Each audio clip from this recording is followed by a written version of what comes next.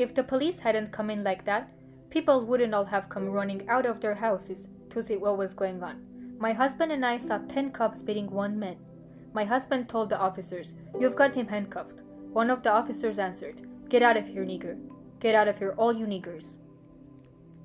This is how Mrs. Bradley, South Los Angeles resident, described the events of Watts riots. The Watts riots, also known as the Watts Rebellion, was a large series of riots that broke out on August 11, 1965, in the predominantly black neighborhood of Watts in Los Angeles. The Watts riots lasted for 6 days, resulting in 34 deaths, 1,032 injuries, and 4,000 arrests, involving 34,000 people and ending in the destruction of 1,000 buildings, totaling $40 million in damages. It was a low-key traffic stop around 7 p.m. on a Wednesday evening that ignited what would become known as the Watts riots. Stepbrothers Margaret and Ronald Fry were pulled over by a white California Highway Patrol officer while driving their mother's car near the corner of Avalon Boulevard and 116th Street in the Watts neighborhood of Los Angeles. Rena showed up on the scene and, believing police were abusing Margaret, rushed to pull the officers off of him, resulting in another fight. Rena was arrested and forced into the car, followed by Ronald, who was handcuffed after attempting to intervene peacefully in his stepmother's arrest. As the crowd got angry about the scene they had witnessed, more highway patrol officers arrived and used sticks and shotguns to keep the crowd back from the police car. Hundreds more people flocked to the scene to investigate the sirens there. As 2 motorcycle police attempted to leave, one was spat on. Those police stopped to pursue the woman who they believed did it. The crowd converged around them, sending several other officers into the crowd to assist them. More police cars were called to the scene. The 2 police found Joyce Ann Gaines and arrested her for spitting at them. She resisted and was dragged out of the crowd, which, believing she was pregnant, became even angrier. By 7:45 p.m., the riot was in full force, with rocks, bottles, and more being thrown at the buses and cars that had been stalled in traffic because of the escalating incident. The night after the arrest, crowds attacked motorists with rocks and bricks and pulled white drivers out of their cars and beat them. The following morning, there was a community meeting held by Watts leaders, including representatives from churches, local government, and the NAACP, with police in attendance, designed to bring calm to the situation. Rena also attended, imploring the crowds to calm down. She, Margaret, and Ronald had all been released on bail that morning. The meeting became a barrage of complaints about the police and government treatment of black citizens in recent history. Immediately following the statement by Rena, a teenager grabbed the microphone and proclaimed that rioters planned to move into the white sections of Los Angeles. Local leaders requested the police dispatch more black police, but this was turned down by the Los Angeles Police Department Chief William Parker, who was prepared to call the National Guard. Word of this decision and subsequent news reports about the teenagers' tirade are credited with causing the riots to escalate. Overnight, violence had engulfed the streets as mobs clashed with police, set buildings and cars on fire, and looted area stores. Crowds attacked firefighters and obstructed them from putting out fires. By the end of the 3rd day, rioting covered a 50-square-mile section of Los Angeles, and 14,000 National Guard troops were dispatched to the city, erecting barricades. Further clashes, including sniper fire at police and guardsmen, police raids on vehicles and apartments, and Molotov cocktails, Watts resembled a war zone, and the violence continued 3 more days. Police Commissioner Parker fanned flames by deriding rioters as monkeys in a zoo and implying Muslims were infiltrating and agitating. In the early morning of the final day of the riots, as violence began to subside, police surrounded a mosque, resulting in gunfire and the arrest of people inside. Police ransacked the building next door and tear-gassed the sewers to prevent anyone from escaping. 2 fires broke out and destroyed the mosque. Charges were dropped against arrestees, and the Muslim community accused police of using the riots as an excuse to destroy their place of worship. Over the course of 6 days, between 31,000 and 35,000 adults participated in the riots. Around 70,000 people were sympathetic but not active. Over the 6 days, there were 34 deaths, 1,032 injuries, and 3,438 arrests, and over $40 million in property damage.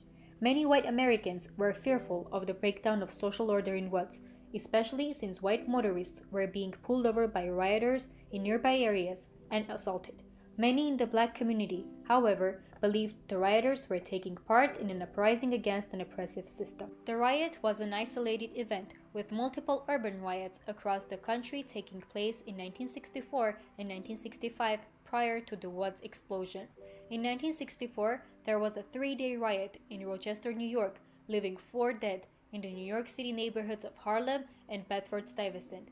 A 6-day riot involving as many as 4,000 people following the shooting of a young black man. In Philadelphia, a 3-day riot following the arrest of a black couple who had gotten into a scuffle with police, and a 3-day riot in Chicago when a black woman attempting to shoplift alcohol was attacked by the store owner and crowds later gathered to protest. Some blamed the Watts riots on outsider agitators, but most understood it as the result of continuing dissatisfaction about living conditions and opportunities and long-standing tension between police and residents. In 1961, the arrest of a black male in Griffith Park for riding a merry-go-round without a ticket resulted in crowds throwing rocks and bottles at police. In 1962, the police raided a Nation of Islam mosque and killed an unarmed man, resulting in massive protests.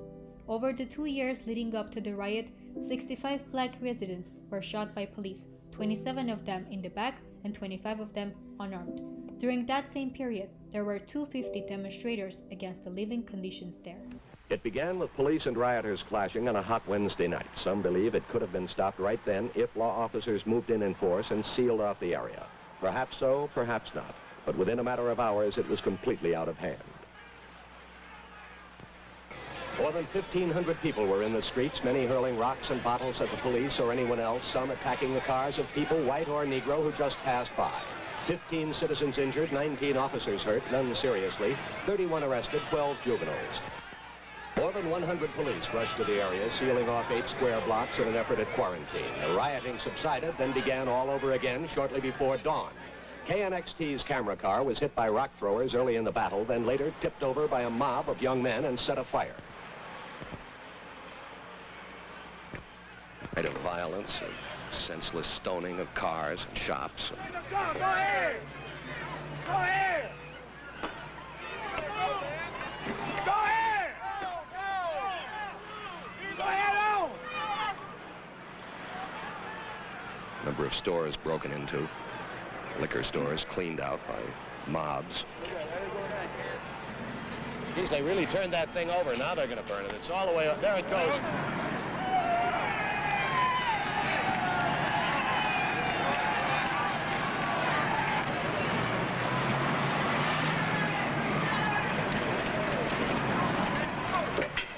Hey, that's what cost us, Bill. Hey, Bill, that's what cost us. That's the spit on my land. Hey, one little kid. One little kid. Get that bitch. Get that bitch. You see, that's what caused it. See that? That's the cause. 13-year-old kid. You see that? What are you guys standing here for? Get on the white man. Get in. The white man. Get the white man.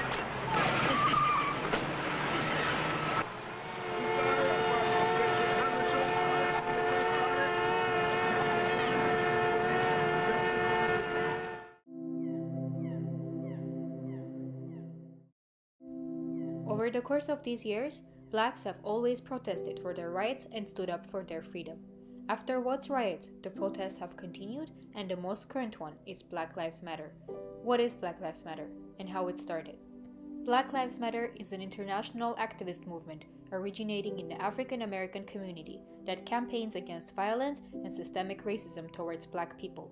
BLM holds protests speaking out against police killings of black people and broader issues such as racial profiling, police brutality, and racial inequality in the United States criminal justice system.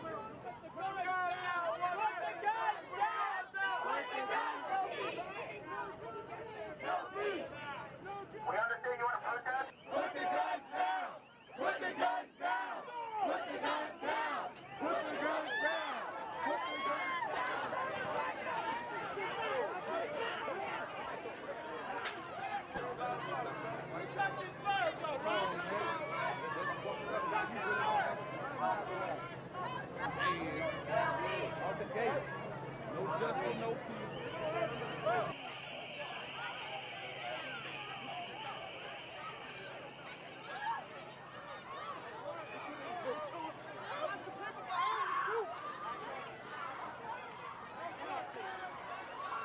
go! Let him go!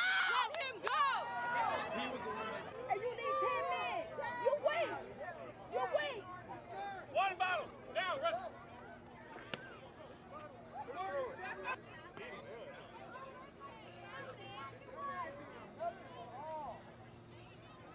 Thank you, brother. We thank you. Thank you. Thank you.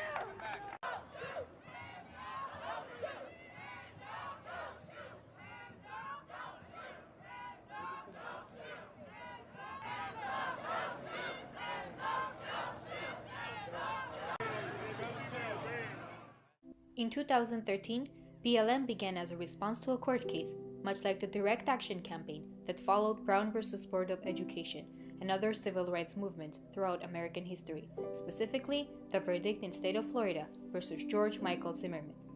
George Zimmerman's killing of Trayvon Martin and the jury's verdict in Zimmerman's criminal trial sparked outrage among many and brought light to what would become a disturbing trend. On February 26, 2012, George Zimmerman, a local resident and member of the Neighborhood Watch, shot Trayvon Martin, a 17-year-old African-American man who was visiting his father in Sanford, Florida, to death. Before the shooting, Zimmerman called 911 to report a suspicious person, Martin.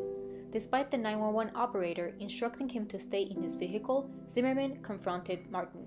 What followed would become the centerpiece of a media frenzy for the next year and a half. Recordings from the 911 call painted a vague, yet disturbing picture of the confrontation between Zimmerman and Martin. A cry for help and the gunshot that followed were the only evidence of what happened between the two.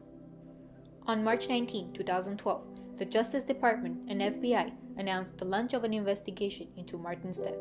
A petition on Change.org calling for the arrest of Zimmerman surpassed 1.3 million signatures 3 days later.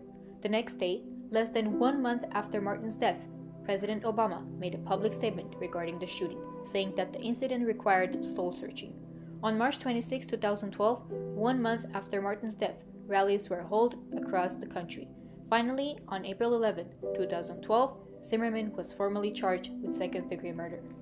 In the summer of 2013, after George Zimmerman's acquittal for the shooting death of Trayvon Martin, the movement began with the hashtag Black Lives Matter. The movement was co-founded by 3 Black community organizers, Alicia Garza, Patrice Cullors, and Opal Tamati.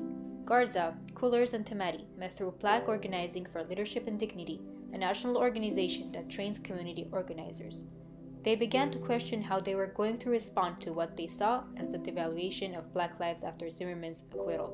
Garza wrote a Facebook post titled, "A Love Note to Black People," in which he said, "Our lives matter. Black lives matter." Cullors replied, "Black Lives Matter." Tamati then added her support, and Black Lives Matter was born as an online campaign. In August 2014, BLM members organized their first in-person national protest in the form of a Black Lives Matter Freedom Ride to Ferguson, Missouri after the shooting of Michael Brown. More than 500 members descended upon Ferguson to participate in nonviolent demonstrations. Of the many groups that descended on Ferguson, Black Lives Matter emerged from Ferguson as one of the best organized and most visible groups, becoming nationally recognized as symbolic of the emerging movement. The activities in the streets of Ferguson caught the attention of a number of Palestinians who tweeted advice on how to deal with tear gas. This connection helped to bring to Black activists' attention the ties between the Israeli armed forces and police in the United States, and would later influence the Israeli section of the Platform of the Movement of Black Lives, released in 2016. Since then, Black Lives Matter has organized thousands of protests and demonstrations. Expanding beyond street protests, BLM has expanded to activism on American college campuses, such as the 2015-16 University of Missouri protests. Since 2014, the Black Lives Matter movement has consistently maintained its position in the public eye. Demonstrations, interviews, social media presence, and frequent discussion in traditional media sources have perpetuated the movement to the present. The end of 2014 marked the successful and widely acknowledged transition of Black Lives Matter from a call to action on social media to a nationwide, organized civil rights movement. From the early demonstrations in St. Louis and Boston in October, Through the demonstrations in November and December, Black Lives Matter had established itself as more than just a talking point. The movement had grown and developed local chapters in key areas. It was responding to the growing unrest about racial tensions brought on by the deaths in Ferguson and Staten Island during the summer months and the subsequent refusal of legal actions against officers responsible. In taking these steps, Black Lives Matter overcame its previous status of viral phenomenon and showed its potential as a significant civil rights movement. Black Lives Matter incorporates those traditionally on the margins of Black freedom movements.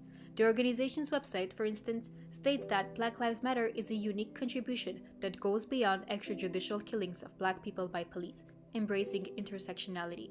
That Black Lives Matter affirms the lives of Black queer and trans folks, disabled folks, Black undocumented folks, folks with records, women, and all Black lives along the gender spectrum. All three members of Black Lives Matter movement are women, and Garza and Cullors identify as queer. Additionally, Elle Hearns, one of the founding organizers of the global network, is a transgender woman. The founders believe that their backgrounds have paved the way for Black Lives Matter to be an intersectional movement. Several hashtags such as Black Women Matter, Black Girls Matter, Black Queer Lives Matter, and Black Trans Lives Matter have surfaced on the BLM website and throughout social media networks. Marcia Chatline, Associate Professor of History at Georgetown University, has praised BLM for allowing young, queer women to play a central role in the movement. Black people have fought for their lives for many years to show the world how strong and united they are. In a very short amount of time, this movement had many accomplishments and surely will continue to succeed. And the world knows now, Black Lives Matter.